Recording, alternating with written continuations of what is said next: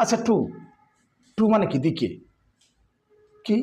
অবশ্যই টু মানে দিকে, কিন্তু আমি যদি বলি টু মানে সাথেও হবে, টু মানে সাথে, তাহলে হয়তো তোমরা প্রশ্ন করতে পারো তাহলে উইথ মানে কি? হ্যাঁ, উইথ মানেও সাথে, টু মানেও সাথে হবে, সেটা আমি আজকে প্রমাণ করে দেবো তোমাদেরকে। নর্মালি তোমরা যেটা জানো, টু মানে দিকে নির্দেশ করে, তাই না?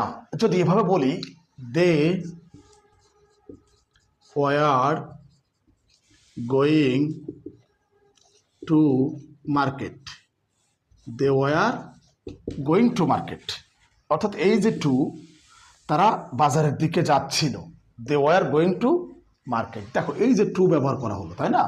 They were going to market, to মানে দিকে, অফকোর্স ইটস রাইট, টু মানে দিকে নির্দেশ করে, দিকে নির্দেশ করে। এখন টু মানে সাথেও হবে, সেটা কেমন দেখো, একটু বোঝার চেষ্টা করো। যদি এভাবে বলি, they were talking, they were talking to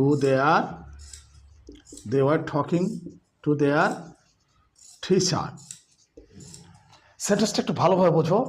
they were talking to their teacher, they were talking to their teachers, এই যে টু, দেখো তারা তাদের শিক্ষকের সাথে কথা বলছিল, তারা তাদের শিক্ষকের সাথে কথা বলছিল, they were talking to their teacher।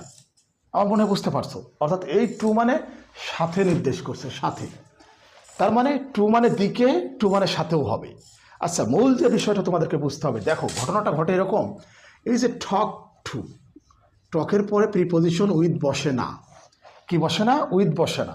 এখানে যে সাথে নির্দেশ করছে, মানে টকের পরে উইথ বসে না, টক টু, এটা অ্যাপ্রোপ্রিয়েট প্রিপোজিশন। তাহলে এখানে টক টু, টু মানে কি নির্দেশ করছে? সাথে।